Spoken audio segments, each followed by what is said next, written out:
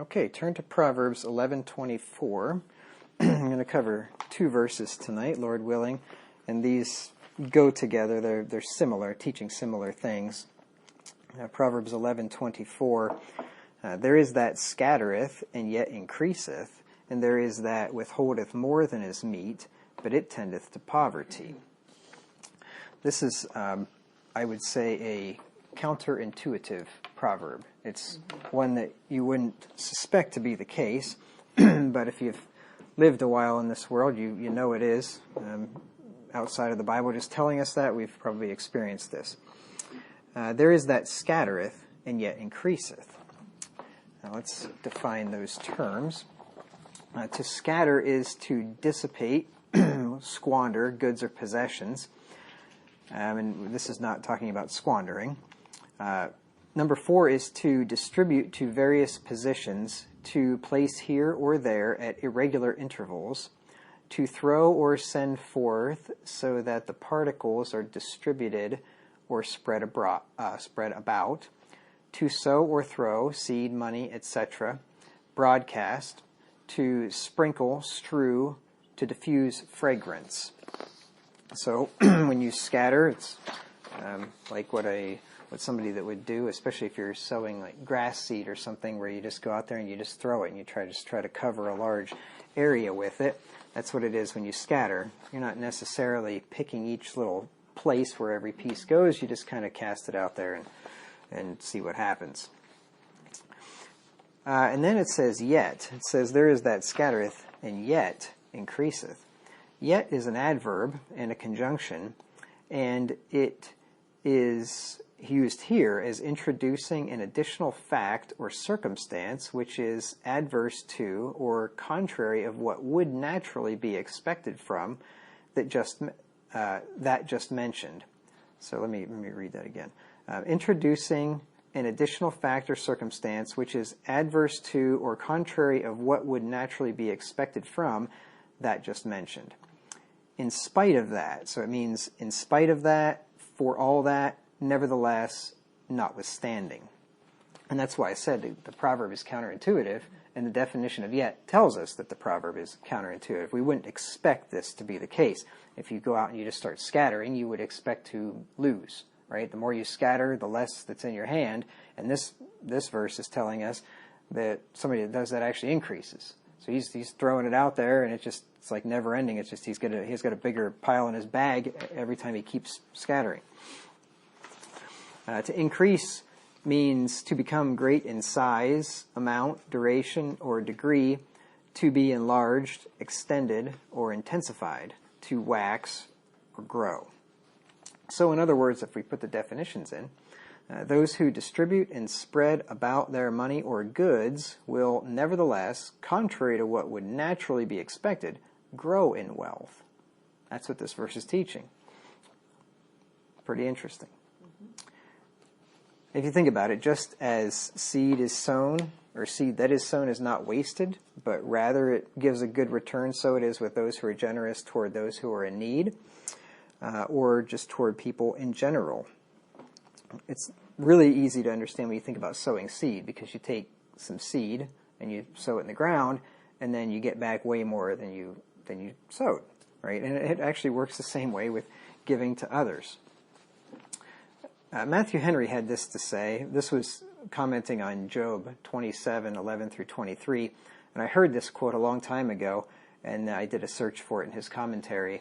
And there's actually a couple of different places, and there's variations of this in his commentary. And you'll find that. You'll find some, he repeats himself throughout the commentary, but, if you write 6 volumes and thousands of pages, you can probably do that. Or he may have forgot that he even said it in the first place and then repeat, who knows. But anyway, he said, money is like manure, good for nothing if it be not spread.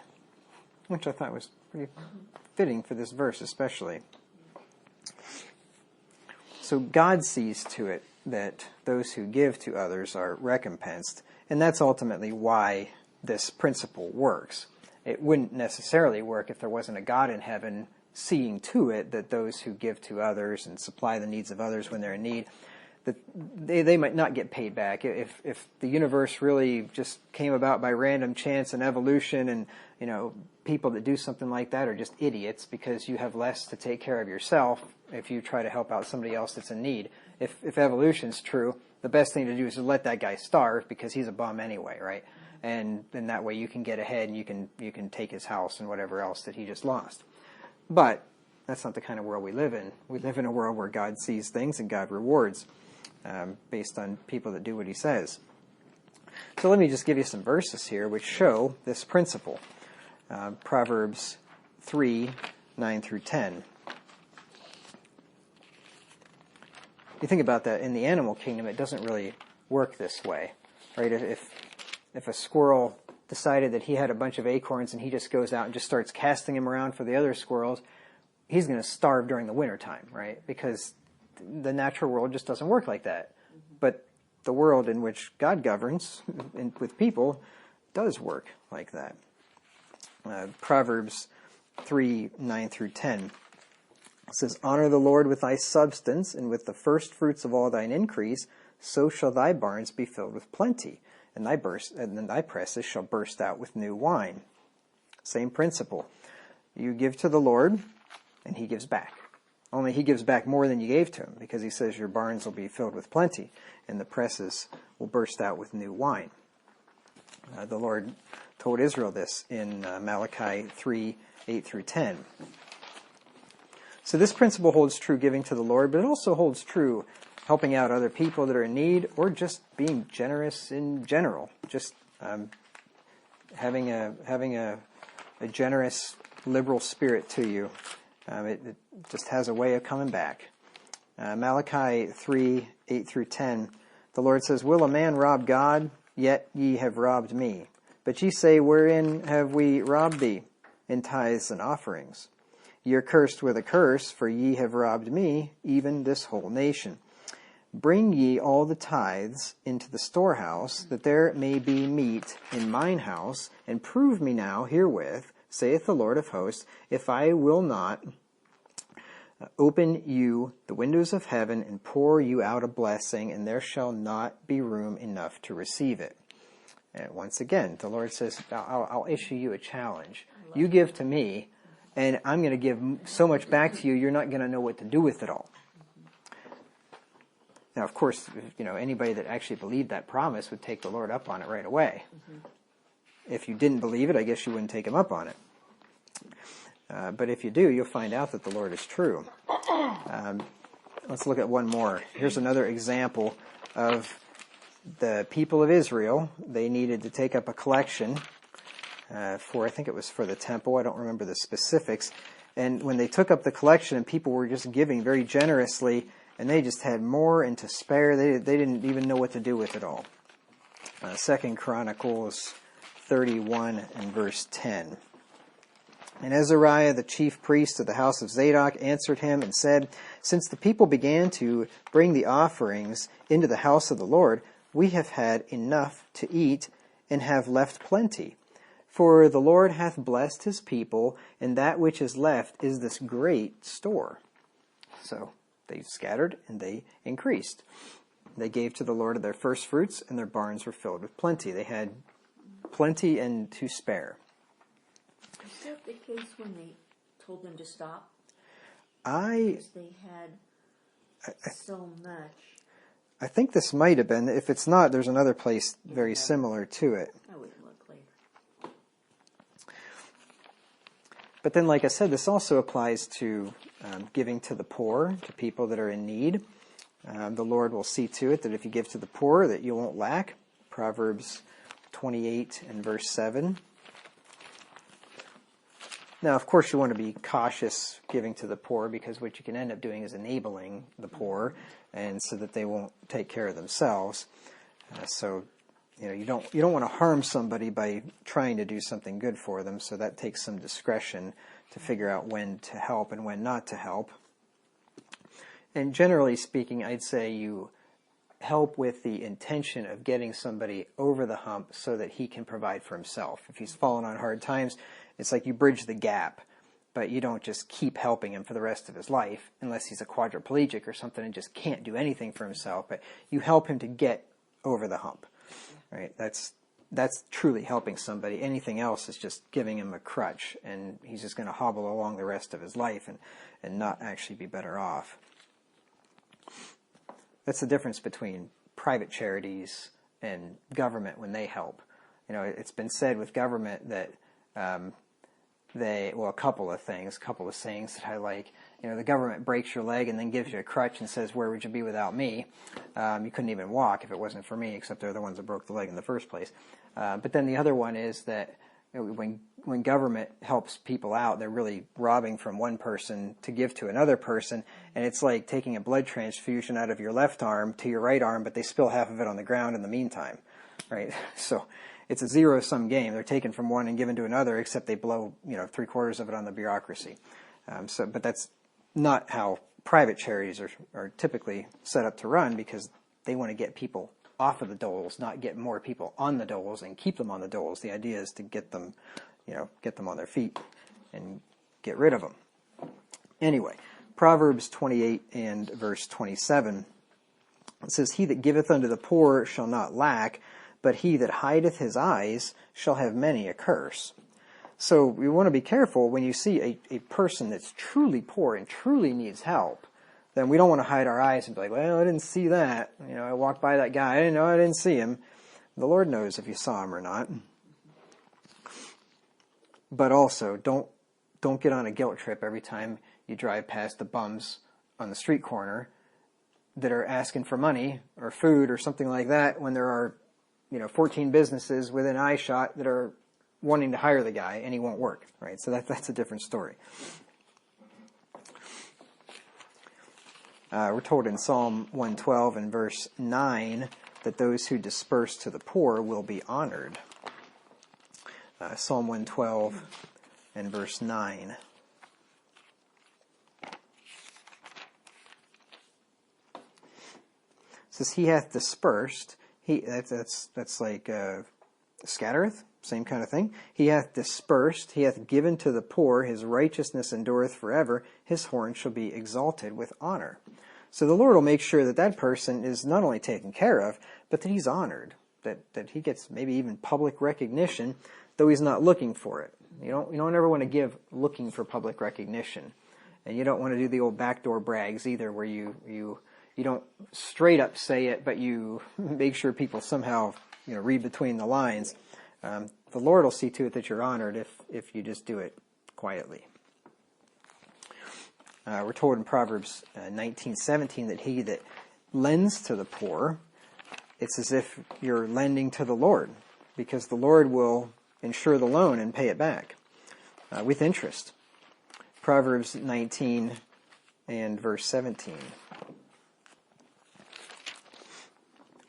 "He that hath pity upon the poor lendeth unto the Lord, and that which he hath given will he pay him again." That is, the him there is the Lord. The Lord pays him back.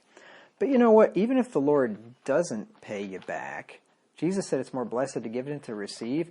And just giving and helping somebody out is a reward in and of itself, because it does feel good to help somebody out that needs it.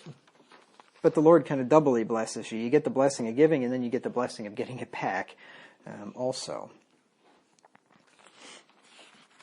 This is not only an Old Testament teaching, but Paul taught in the New Testament in 2 Corinthians 9, 6 through 11, that those who sow bountifully will reap bountifully. And you scatter, you'll increase, and the more you scatter, the more you increase. This is what Paul is teaching us here. Now, of course, there is a limit to this, and I'll get into that too. Everything in the Bible usually has to be balanced. Because if you said, "Oh, well, if I scatter and I increase, and I scatter a little more and I'll increase more, I'll just scatter every single thing I own." Well, that's not going to work. Because there are other verses that say you're supposed to save, you're supposed to take care of your own, you're supposed to have laid up, right? So you can't take it to an extreme, obviously. But I'll talk about that here later. 2 Corinthians 9, 6 through 11. Paul says, "But this I say, he which soweth sparingly shall reap also sparingly. And he that soweth bountifully shall reap also bountifully. So God gives in proportion. You sow sparingly, maybe you reap a little bit. You sow bountifully, you reap bountifully.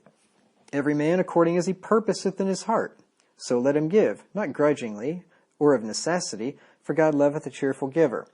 You see, the Lord sees the heart, and if you're like prying that money out of your left hand with your right hand to give it to somebody else, and you're like, oh, I don't want to do that, I really want to spend this on myself.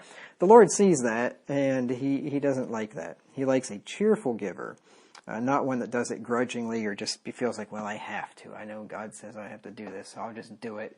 Well, God doesn't like that kind of thing. And God is able to make all grace abound towards you, that ye always, having all sufficiency in all things, may abound to every good work. As it is written, he hath dispersed abroad, he hath given to the poor, his righteousness remaineth forever. That verse sound familiar to you? That's a quote of the verse that we read there in Psalm 112:9. Same thing. Now he that ministereth seed to the sower, that's God, ministers the seed to the sower, both minister bread for your food, see, he's going to take care of you when you sow, and multiply your seed sown, he's going to increase what you've sown, and increase the fruits of your righteousness, being enriched in everything to all bountifulness, which causeth through us thanksgiving to God. So that passage there is pretty clear that if you scatter, you will increase. The Lord will take care of you. Some people might think, well, I don't have the wherewithal. I don't have the means to give to the Lord. And you know what? They're never going to have the wherewithal. They're never going to have the means, because these verses say that when you do that, the Lord then gives it back to you.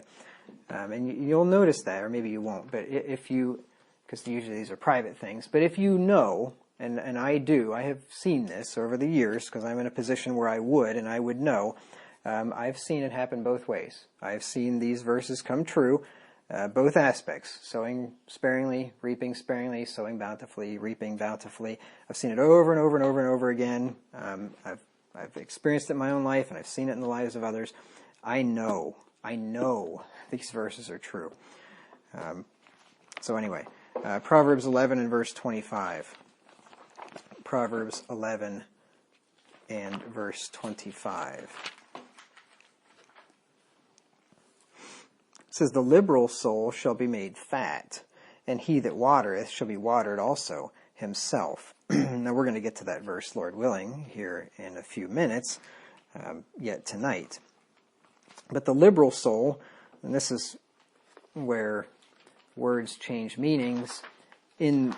Originally, liberal means somebody who gives bountifully, somebody who's generous. Now, liberal means somebody who's generous with other people's money, right? The lefties, they're all about helping the poor with money that they steal from the rich, right? And that's not liberal. That's called a thief. But this is talking about somebody who's generous with his own money. He shall be made fat. He waters, he'll be watered himself. And then here's one of my favorites. Luke 6 and verse 38. That those who give to others will be given unto in abundance. Luke 6 and verse 38. Jesus said, some of the most beautiful words he ever uttered. There's plenty of them, but these are some of them. Give, and it shall be given unto you. Good measure, pressed down, and shaken together, and running over shall men give into your bosom. For with the same measure that ye mete, withal it shall be measured to you again. So mete is to measure something out. You mete it out, you measure it out. And he says here in like 4 different ways, trying to get the point across, that when you give to others that are in need, it'll come back to you, because someday you'll be the one that's in need. Or maybe you won't even be in need. Maybe somebody will just do something really nice for you, like buy you a milk frother out of nowhere or something, just for no reason, right? Just because they wanted to be nice. Give, and it shall be given unto you. Good measure, so a good measure, like it's a big amount. Pressed down. It's like if you think about flour, that's probably the easiest way. You get a cup of flour, and if you want to get a full cup, right, you scoop it up and you press it down, and then shaken together, so you shake it so it fills in all the cracks and everything, right? And running over, now that would be more like of liquid, but running over shall men give into your bosom. So he, like I said, in all these different ways, he's saying that it's going to come back to you in spades. And you see how the Lord repays? He says, shall men give into your bosom? Right? The Lord will use other people to give into your bosom. Now, on the other hand, you have lazy people who covet and wish others would give to them. See, the righteous are the ones that are forward, that are generous to help out when they see a need. Lazy people are the one that just wishes they would be on the other side of that need. Like, why doesn't anybody give me anything? Right? That's what lazy and covetous people do.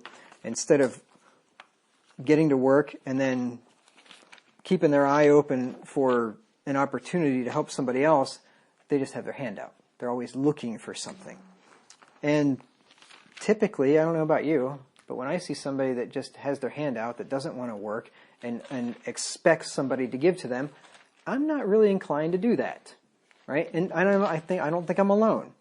No. But on the other hand, when you see somebody who is working hard and trying to make their way, and maybe they have fallen on hard times, there's a lot of people out there that would gladly help out that person.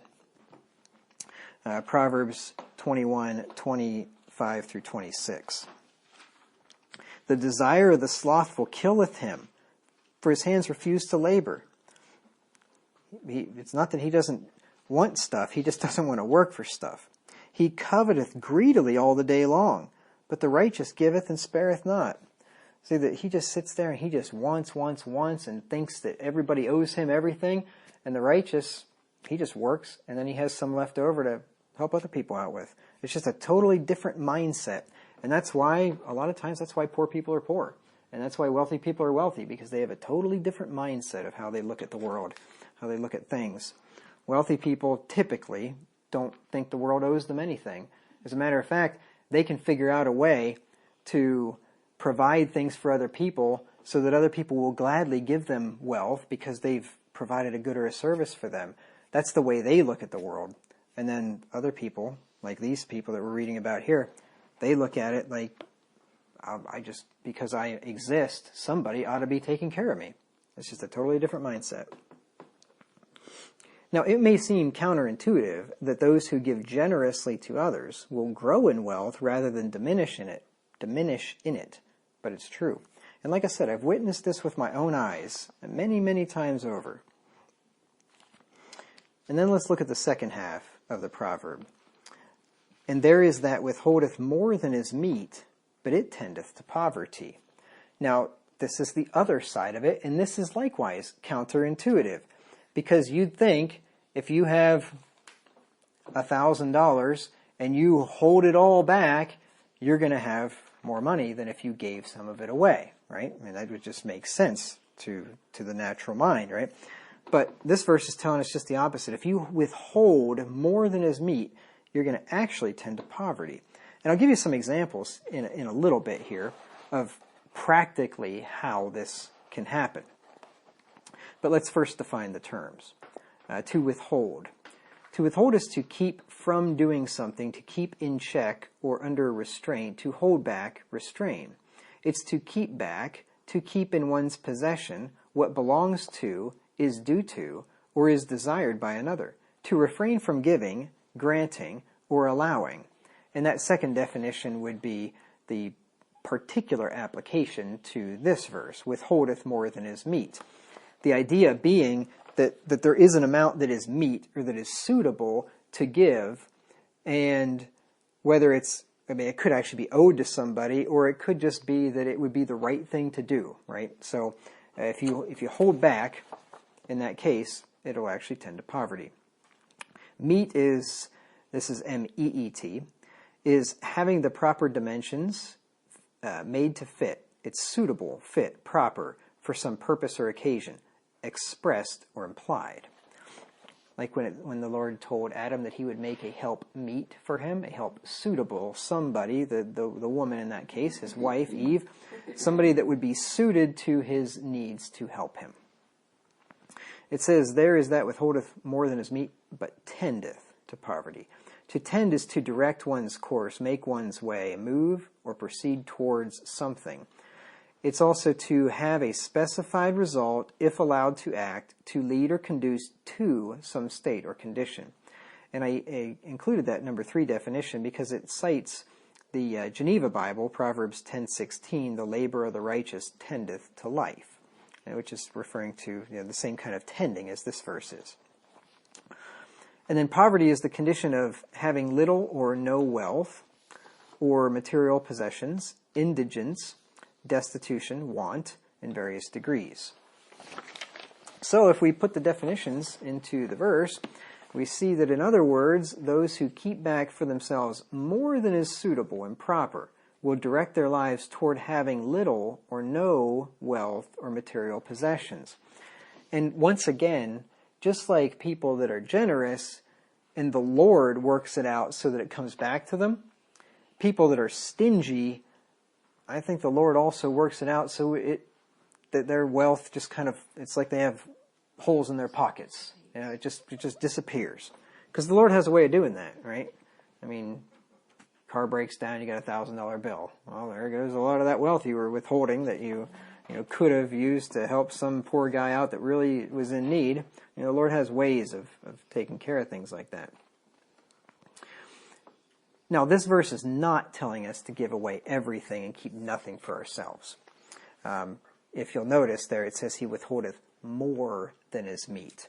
Right? So withholding some is not only acceptable, it's a downright commandment. You have to withhold some of your wealth for yourself, or you are breaking other commandments, like not providing for your own family and things like that. So the idea of some of these monks where they would take a vow of poverty and just divest themselves of everything that they own, that's not biblical. It's not scriptural. And furthermore, if you do that, you still got to eat. So ultimately they're living off of somebody at the monastery. The monastery's paying for it. And I mean, some poor guy's out there working and picking up the tab. So there's no such thing as taking an utter vow of poverty because you wouldn't live more than a couple of weeks because you'd starve, right? You wouldn't have any food. Right. So it's suitable to withhold some of our substance for ourselves. Like I said, Christians are commanded to save and lay up for the future and also to provide for themselves and their families. Let's just look at Proverbs 21 and verse 20 to begin with. It says, there is treasure to be desired and oil in the dwelling of the wise, but a foolish man spendeth it up. So the person that just spends everything is not virtuous, he's not liberal, he's actually stupid, right? You don't want to spend everything. You want to save and lay up. You want to have some treasure in your house for, when evil times come and things like that. Proverbs 15 and verse 6. In the house of the righteous is much treasure, but in the revenues of the wicked is trouble. See, it's not wrong to have treasure in your house, right? That obviously means that this man didn't scatter everything, right? He scattered some, and apparently he scattered some, and then the Lord gave him a bunch more, and he's got treasure in his house. But he didn't get rid of everything. Because, like I said, we're to provide for our families, and if we don't, we're worse than an infidel. 1 Timothy 5 and verse 8.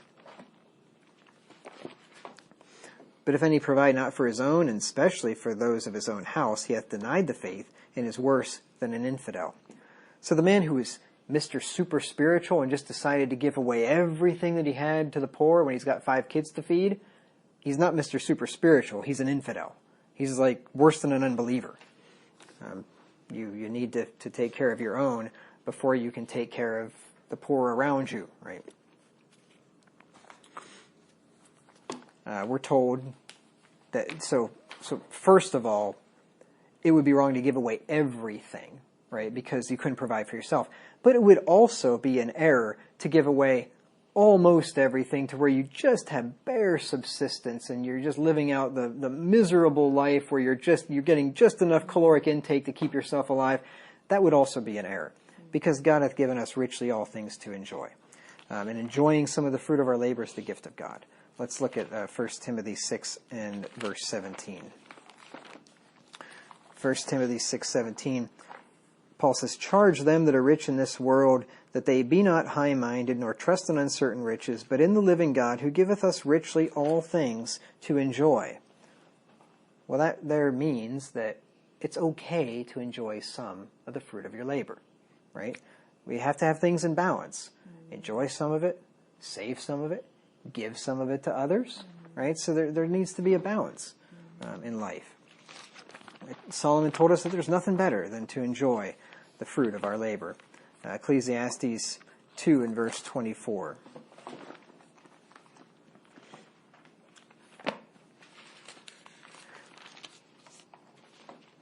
Ecclesiastes 2:24, there's nothing better for a man than that he should eat and drink, and that he should make his soul enjoy good in his labor. This also I saw, that it was from the hand of God.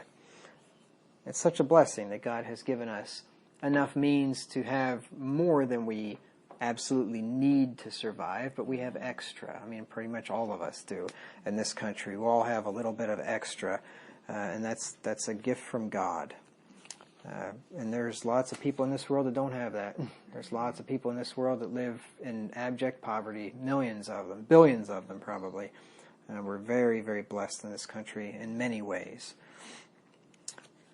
Ecclesiastes 3 and verse 13, and also that every man should eat and drink and enjoy the good of all his labor. It is the gift of God. And then Solomon was really hammering this one down, because he said it 3 times in Ecclesiastes 5:18. He says, behold, that which I have seen, it is good and comely for one to eat and to drink and to enjoy the good of all his labor that he taketh under the sun all the days of his life, which God giveth him, for it is his portion. So even Solomon, in this state that he was wearing like dark glasses and seeing everything very dark colored, and everything's vanity, life is vanity, even he recognizes in that state it's a good thing to enjoy the fruit of your labor that God's given you. So withholding wealth for our own needs and enjoyment is not wrong, but withholding more than is suitable is wrong. And that's where you get into trouble, and that's when it tends to poverty. Remember what we read there in 2 Corinthians 9, 6 through 7, that every man should purpose in his heart how much he should give to the Lord and to others. 2 Corinthians 2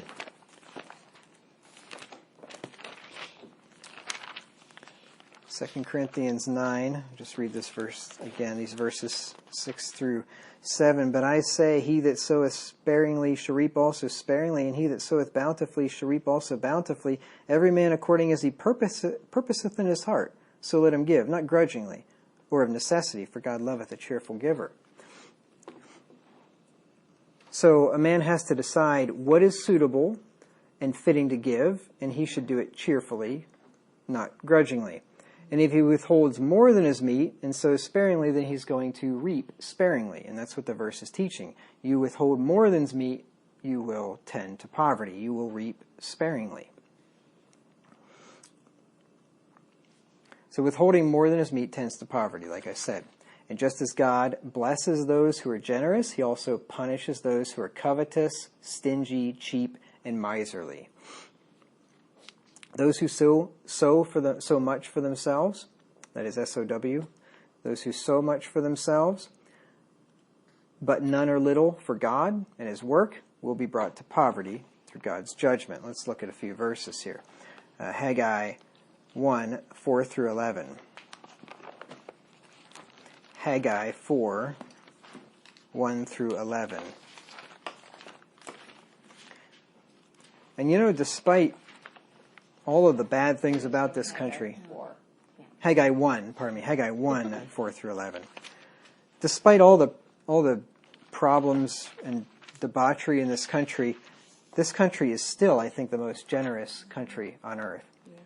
And I'm assuming that those numbers are based on what people put down on their taxes for tax-deductible giving.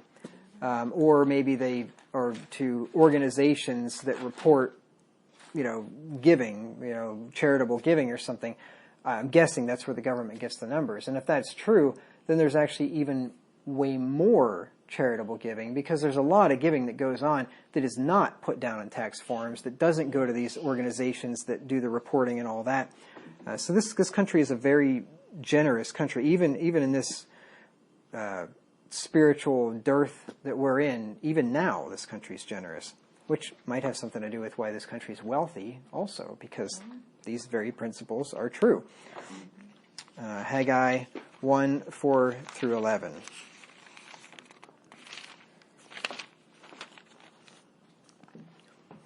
The Lord says, "Is it time for you, O ye, to dwell in your sealed houses?" Sealed is having an interior roof or walls overlaid or lined with wood, wainscoted, so like very nice, fancy, nice houses. Is it time for you, O ye, to dwell in your sealed houses, and this house lie waste? He's talking about the temple that was supposed to be being rebuilt, and when they went back to Jerusalem, they started working on their own houses, and they forgot all about God's house. And the Lord wasn't happy about that. Now therefore, thus saith the Lord of hosts, consider your ways. Ye have sown much, and bring in little. Ye eat, but ye have not enough. Ye drink, but ye are not filled with drink. Ye clothe you, but there is none warm. And he that earneth wages to put it into a bag with holes. Thus saith the Lord of hosts, consider your ways. Go up to the mountains and bring wood and build the house, and I will take pleasure in it, and I will be glorified, saith the Lord. Ye looked for much, and lo, it came to little. And when ye brought it home, I did blow upon it. Why, saith the Lord of hosts? Because of mine house that is waste, and ye run every man unto his own house. Therefore the heaven over you is stayed from dew, and the earth is stayed from her fruit. And I called for a drought upon the land, and upon the mountains, and upon the corn, and upon the new wine, and upon the oil, and upon that which the ground bringeth forth, and upon men, and upon cattle, and upon all the labor of the hands. So the Lord brought a drought, because they were taking care of themselves and not taking care of his house, of his things. In these similar times, this would have been a little bit afterwards. This is after the house of God's been rebuilt. This is pretty much the last thing that we read about Israel before the period where things went dark, that 400-year period before the New Testament. And things had gotten very bad. It didn't take Israel long to fall off the wagon, because when they went back to Babylon, or went back from Babylon to Jerusalem, and they rebuilt the temple, and they were really doing well for a while, and it didn't take long for things to turn around. In Malachi 1 and verse 8, the Lord says, "And if ye offer the blind for sacrifices, is it not evil? And if ye offer the lame and sick, is it not evil? Offer it now unto thy governor. Will he be pleased with thee, and accept thy person, saith the Lord of hosts?" So they were just giving the Lord just the refuse, just whatever's left over. What they didn't want wasn't any good for anything, and the Lord did not appreciate that. He told them that they'd robbed him in tithes and offerings. We already read that there in Malachi 3, 8-9. And then one more in Hosea 2, 8-9. You withhold more than is meet, and it tends to poverty. The Lord said in Haggai, they brought it home and put it into a bag with holes. It was just like, where's it all going? We're bringing in, and it just seems like we can't ever get ahead. You withhold more than meat, tends to poverty. Hosea, that's after Daniel. Let's see here. Hosea 2, 8-9. For she did not know that I gave her corn, this is the Lord speaking about Israel, and wine and oil, and multiplied her silver and gold. He blessed them with abundance of wealth, which they prepared for Baal. You believe that? God gave them all that, and what did they do? Sacrifice it to Baal.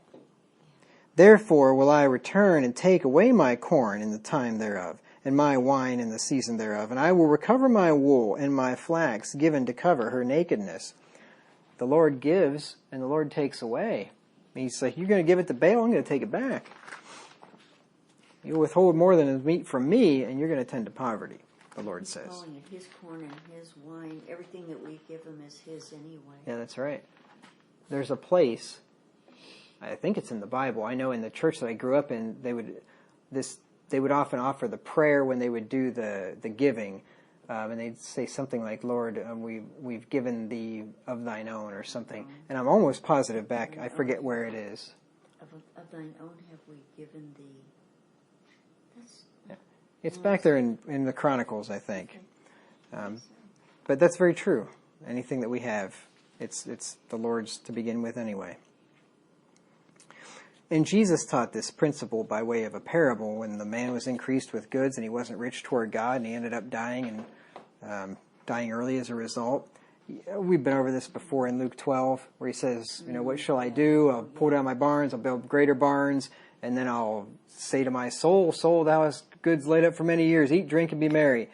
And then the Lord says, thou fool, this night thy life shall be required of thee. And he says, so is it with he that is layeth up for himself and is not rich toward God. So the man's problem wasn't that he was laying up riches, it was that he wasn't rich toward God. He withheld more than was meet.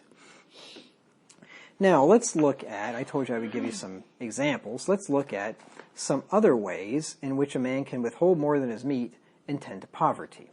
Okay, so it's not just giving to the Lord, it could be many other things. For instance, a man could save every penny and not provide what is needful for his family. He could just make them go without things that are needful just because he's such a miser. That could end up tending to poverty. I mean, that is poverty by definition.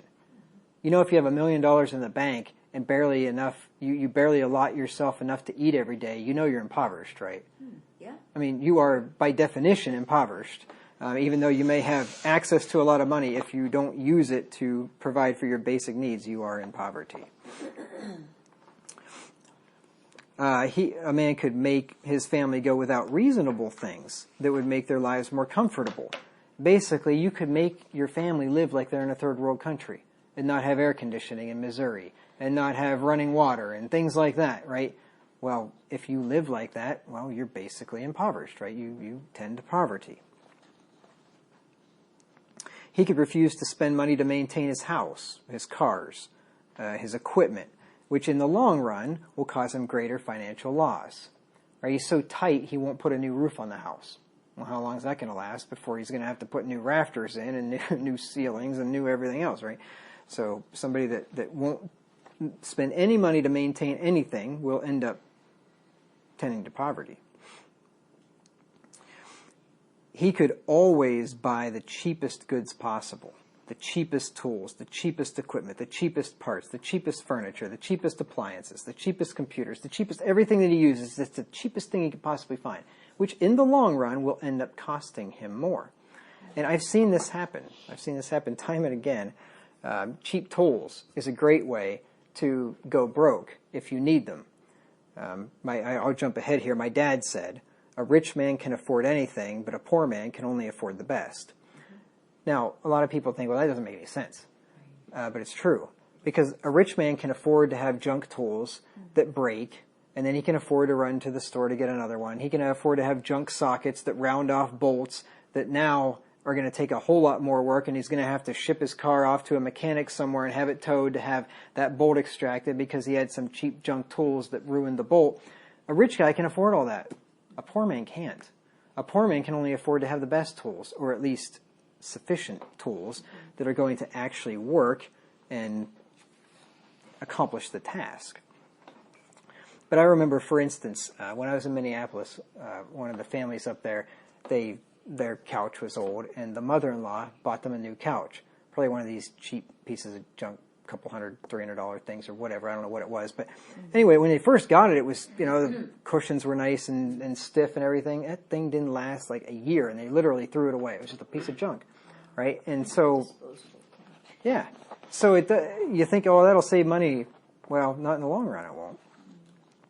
Compare that with the recliner chair that I bought like 8 or 9 years ago for $1,400, which people would say, that's crazy, especially somebody that's tight like you. But guess what? That thing still's like brand new. Yeah. It's the most comfortable chair in the world, and I absolutely love it, and I've gotten tons of enjoyment out of it, and it'll probably last another 20 years. Right? So it's, in my mind anyway, worth it to spend money on decent stuff that will last, that you're not constantly replacing. Your friend got an enjoyment out of it too. Oh yeah, sure. Or like computers, I 12 years ago I bought this Dell computer, just finally had to replace it. But 12 years is an amazing amount of time for a computer.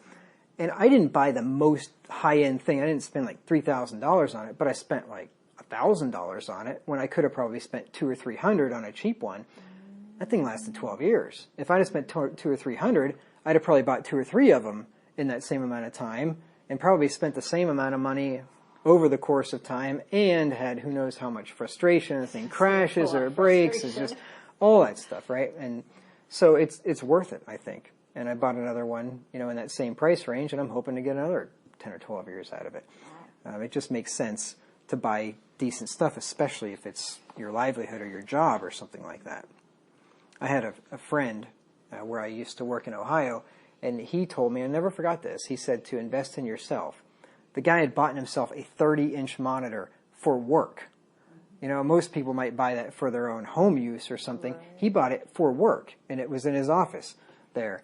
And I'm like, man, that was like a $1,000 monitor or something for work. And he said, you got to invest in yourself, because he wanted to be as productive as possible. He was a great engineer. He was a great employee, and that always stuck in my head. I mean, that makes sense, because most people won't spend 2 pennies for anything at work. If their company doesn't buy it, they won't buy it. They wouldn't buy themselves an eraser. I mean, they'd sit there and spit on it or something, and try to rub it off before they buy themselves an eraser. This guy spent $1,000 on a monitor because he wanted to be as productive as possible. Or here's another one. A business owner could refuse to invest in labor and time-saving equipment and technology, or in high-skilled, high-paid workers for his business, which will diminish his profits in the long run. He could just be too tight to invest in equipment that would make his production more efficient, or invest in high-skilled employees that also cost a lot to pay, but that would make him more money in the long run. Instead of paying a competent employee $75,000 per year and retaining him, a foolish employer will withhold more than his meat, and he'll only pay that guy $50,000 a year. And you know what happens? He soon ends up losing him to a wiser employer who's willing to pay the guy $100,000 a year, right? Now the foolish employer is going to have to spend far more than the $75,000 to get a comparable employee, because the going rate in the market, or at least the high-paying companies and the smart companies, are paying $100,000. This guy was paying $50,000. If he'd have paid $75,000, he'd have kept the guy. The guy wouldn't have been looking around if he'd have been paying him $75,000. Now guess what? He's not going to be able to hire somebody for $75,000 because these other companies are paying $100,000. So now he's going to have to pay $85,000 or $90,000 when he could have been paying $75,000. If he wouldn't have been stingy and only paying $50,000, right? So, and that happens all the time. Companies are dumb like that all the time. They figure, oh, they'll stay, and then they don't stay. And it costs way more to hire somebody else, and then you have the learning curve to get them up to speed and all that. If you can afford to pay well, it makes a lot of sense to do so. And it's good for your employees, makes them happy, keeps them happy, they're more productive that way. So in either case, this guy's stinginess tends to poverty. I like what Matthew Henry said. This is commenting on this verse, Proverbs 11 and verse 24. He said, "It is possible a man may grow poor by meanly sparing what he has, withholding more than his meat, not paying just debts, not relieving the poor, not providing what is convenient for the family, not allowing necessary expenses for the preservation of the goods. This tends to poverty. It cramps men's ingenuity and industry, weakens their interest, destroys their credit, and forfeits the blessing of God. And let men be ever so saving of what they have. If God blast it and blow upon it, it comes to nothing. A fire not blown shall consume it." Haggai 1:6 and Haggai 1:9. So I thought that was well said. And he's right there. It cramps ingenuity and industry. When you're so tight that you won't even invest in something else that would make you more productive, then you just shut your doors to all kinds of other opportunities and improvements. All right, so that takes